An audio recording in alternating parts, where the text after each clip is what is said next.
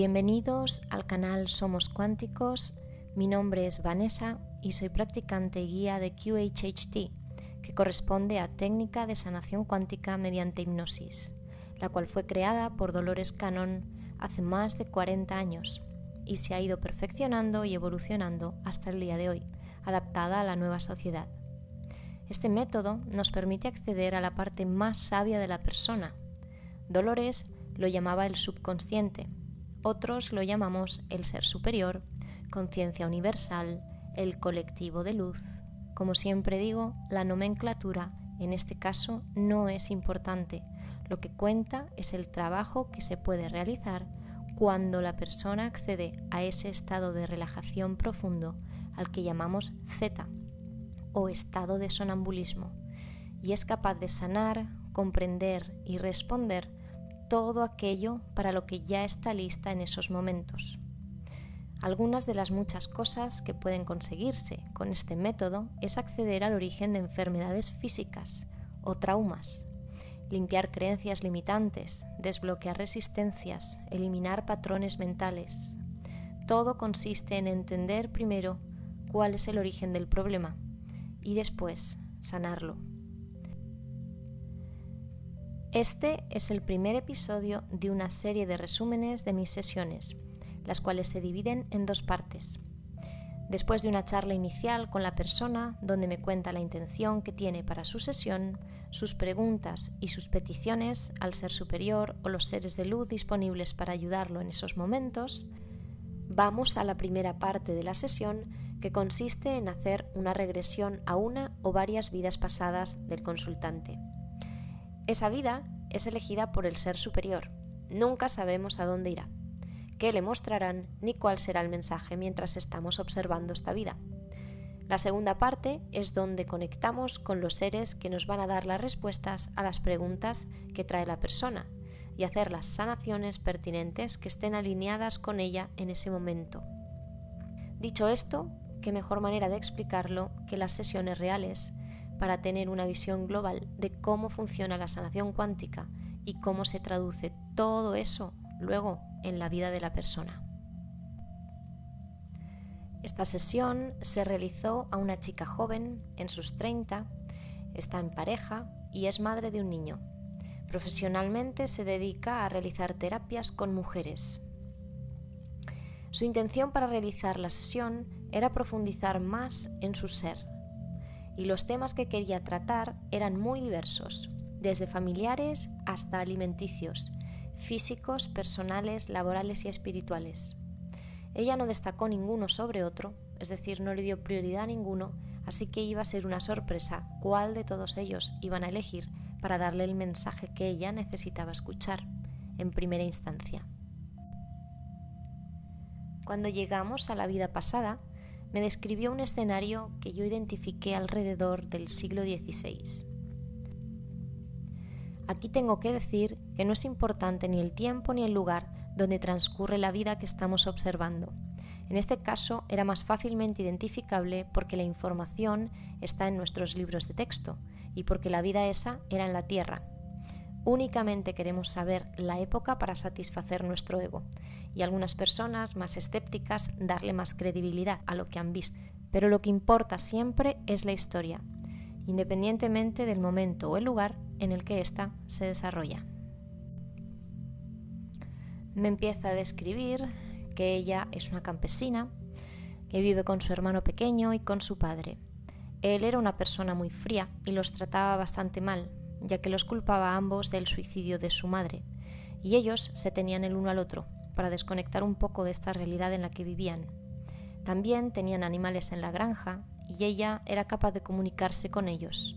Esto le proporcionaba paz.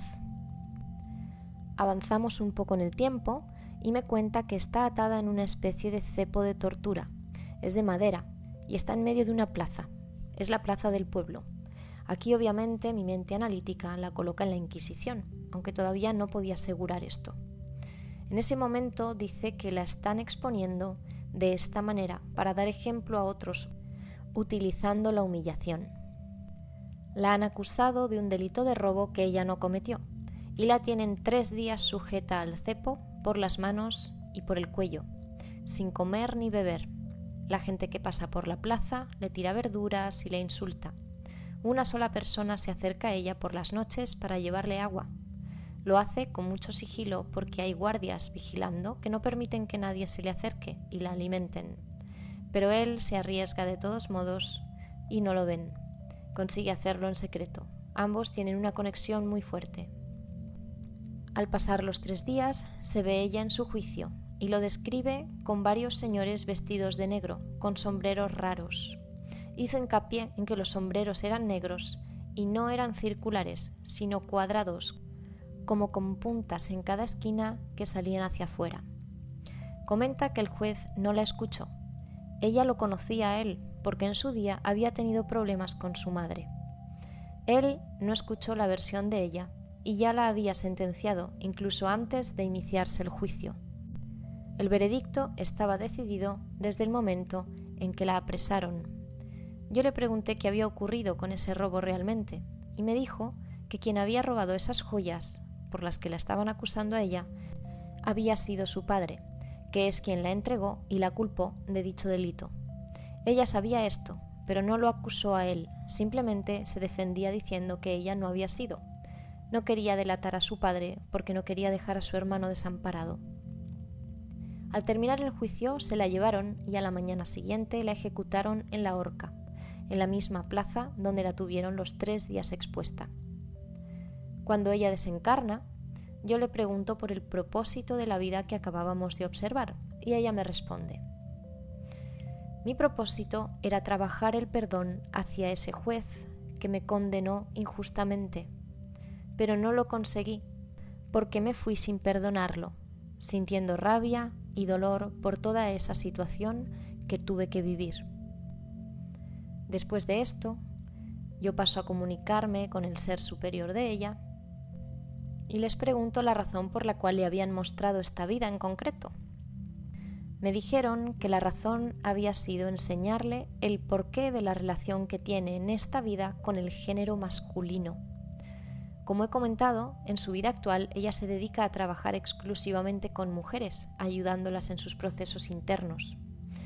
Y le explicaron la importancia del perdón hacia las circunstancias. A veces no podemos hacer nada y aún así hay que perdonar. El juez que la sentenció en aquella vida es su padre biológico en su vida actual. Por eso ella tiene la relación compleja que tiene con él, porque ella no pudo perdonarlo al dejar la otra vida. Y eso se convirtió en karma. Ellos dijeron que ella lo entendía y podían limpiarlo, poniendo perdón en su corazón, en la parte de ella que juzgaba. Estaban sustituyendo el juicio por el perdón y estuvieron limpiando y sanando toda esta parte durante toda la sesión.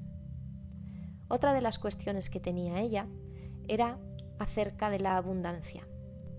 Sentía que tenía alguna especie de bloqueo y quería preguntar acerca de esto.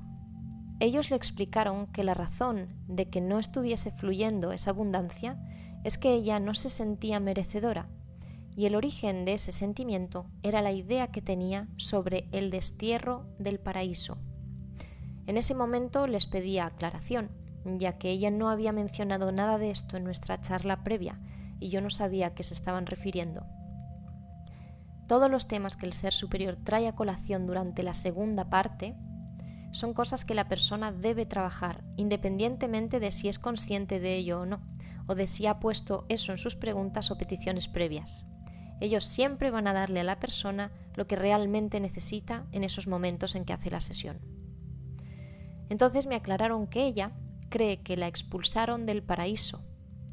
No a ella como si ella fuera Eva, sino a todo el género femenino.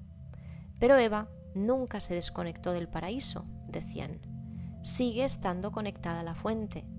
Las puertas del cielo siguen estando abiertas, porque la abundancia radica en la fuente, en el paraíso, en Dios, en el Espíritu, todo es lo mismo. Pero ella creía que estas puertas estaban cerradas para ella, con lo cual esa abundancia no podía fluir en su vida. En ese momento ella entendió e integró esta información y ellos pudieron acceder a limpiar esta creencia limitante. Si ella no entiende cuál es el origen, ellos no pueden acceder a la sanación en este caso. Otra de sus preguntas era sobre su hijo. Él es aún pequeño, es muy despierto, es de los denominados diamante. Dentro de los grupos de índigos, cristal y diamante, él es de los últimos. Y por supuesto también pertenece a la tercera oleada. Y ella quería saber específicamente por qué le costaba tanto relacionarse con otras personas, hasta el punto de bloquearse. Le dijeron que él percibe mucho más allá de las palabras y a la vez tiene miedo al rechazo. Él siente rechazo por la gente que percibe como no adecuada para su energía, pero no debe preocuparse. Él es un alma más avanzada, está desarrollando más sus capacidades para estar listo para recibir los dones con los que ha venido a ayudar a otros. Otra petición que tenía ella era sobre salud. Desde hacía años ella sufría de una contractura en la espalda que la obligaba a quedarse postrada literalmente en la cama sin moverse hasta unas horas después, cuando el dolor remitía, y no encontraba explicación aparente a esto, así que quería saber qué ocurría para poder sanarlo. Así que les preguntamos al respecto. Ellos dijeron que hacía un tiempo ya le habían mostrado a través de una visión el origen de este dolor, pero ella no había sido capaz de interpretarlo ni conectar esa escena que le mostraron con su dolor de espalda. Lo que le enseñaron fue una vida pasada en la que su madre le tiraba una flecha por la espalda y atravesaba su corazón hasta matarla. Ella sintió traición por parte de su madre y eso se tradujo en su vida actual como una relación distante con su madre en esta vida. Pero ese no era el mensaje que ellos querían transmitirle a ella, así que nos dijeron que iban a enseñarle el resto de la historia para poder sanar ese sentimiento de traición que ella había enterrado. En ese momento la llevaron a ver todo el escenario completo de aquella vida y pudo ver que la situación en la aldea donde ella vivía era de invasión y estaban matando a todos los aldeanos.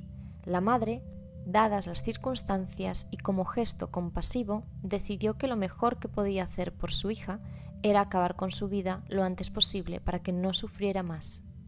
Y ahí fue cuando le tiró la flecha con esa precisión para que fuera rápido y ahorrarle la agonía de esa situación. Estuvieron un rato trabajando en su corazón y en sus recuerdos para que ella fuera perdonando todos los momentos que consideró traiciones por parte de su madre en esta vida actual, porque debían ser limpiados. Su relación en esta vida es cordial, pero nunca fue cercana, es bastante desapegada. Esta sanación duró también toda la sesión mientras seguíamos haciendo más preguntas. Otra cuestión que ella quería tratar era el hecho de entregarse al 100% a sus amistades y la frustración al no recibir lo mismo a cambio. Le dijeron que el problema era la desvalorización propia, que ella debe aprender a amarse más a sí misma. Hay gente que ya no está alineada con ella en su vida presente y deben irse, y esto está bien, es normal. Ella debe aceptar eso. No es un problema que la gente se vaya. Cuando lo hace es porque alguien nuevo tiene que entrar, pero el espacio es limitado, con lo cual, si no deja ir, no pueden venir. Finalmente, quería preguntar sobre alimentación.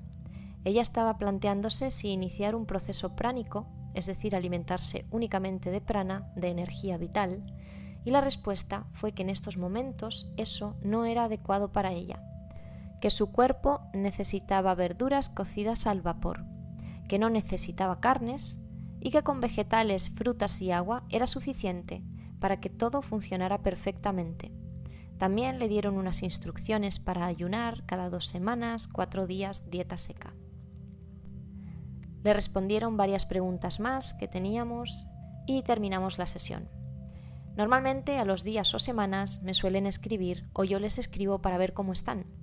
Ella tardó media hora en mandarme un mensaje y me dijo: Vane, primer cambio, mi madre me ha escrito, ¿qué tal estás? Poquísimas veces ocurre esto. Las dos nos reíamos de lo rápido que se habían manifestado los efectos de la sanación que le habían hecho con su madre. Unas horas más tarde me vuelve a escribir y me envía unas fotos que había encontrado sobre los juicios que se realizaban durante la Inquisición. Y encontró a los jueces con los sombreros raros negros que intentó describirme, como cuadrados con puntas hacia afuera.